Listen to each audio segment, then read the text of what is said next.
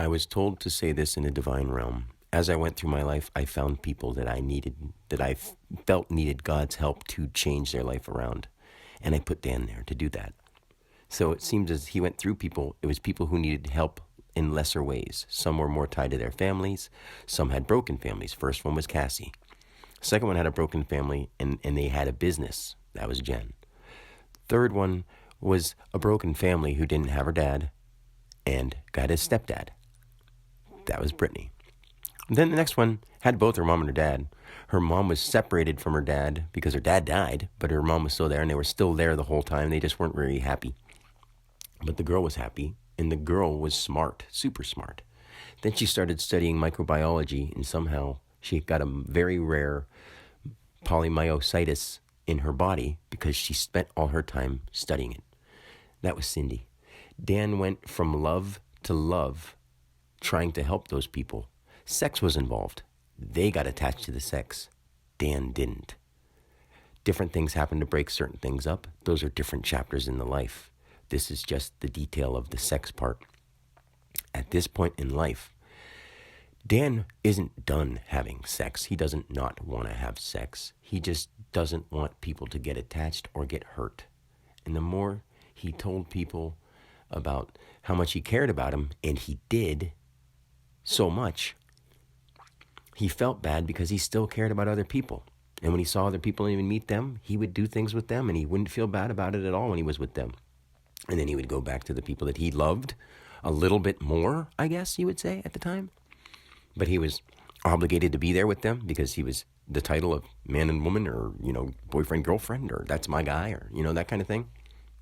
So he tried to make them happy and tried to do as much as he could in his power to do what they wanted him to do, but deep down he couldn't. Just like everybody seems like they can't control their urges, but I'm telling you right now you can, because you'll get over them, just like Dan did. You just have to start eating the right things and thinking the right things. That's all you have to do, and it's really not hard. The hard part is actually going to buy the crap. The hard part is actually worried about getting a TV to get the channels, to get the connection, to have, we don't want no buffering, all that kind of, those are the hard parts. And since you overcame those silly, tiny, insignificant hard parts to get all your technology, you forgot about the fact that you brought it here by thinking about it. Every time. Every time. That's why you're in sync with certain things in your life and you don't want to let go of them, because those are the things you have problems with.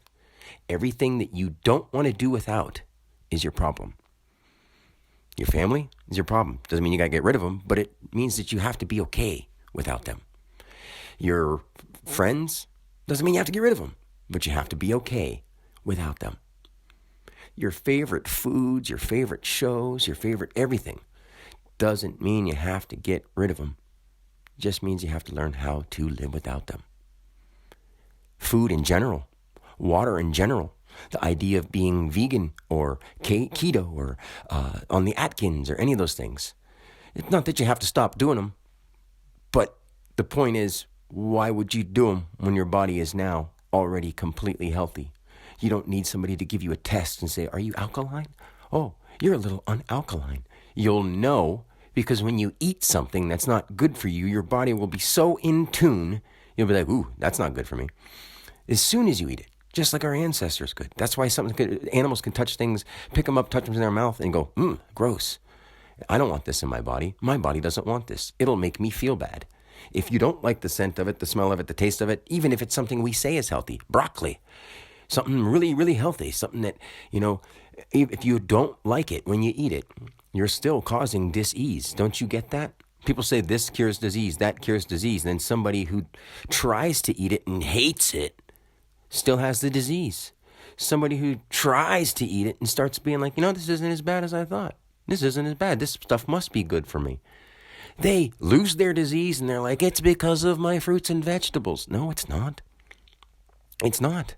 If you need to eat something, yes, eat them, because they are the ones that do fall from the tree on the ground and say, here, have this to keep going. You're my children. You're our family. We're feeding you. And instead, we really, really neglect the trees, of course, way more than we neglect the fish and the cows and the chickens and the pigs and everything else we use. Whatever we can use, we use. And it's foul and it's horrible and we know it. And when are we going to stop? When we can live without those things.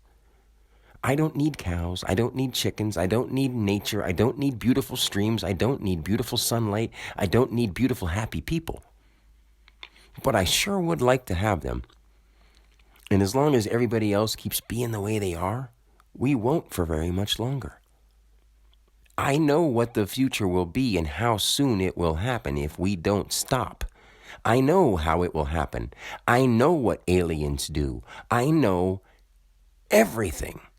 And when I say everything, there's things that you haven't heard about yet, duh.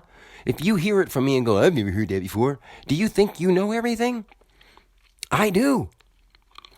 I know everything. That's true wisdom.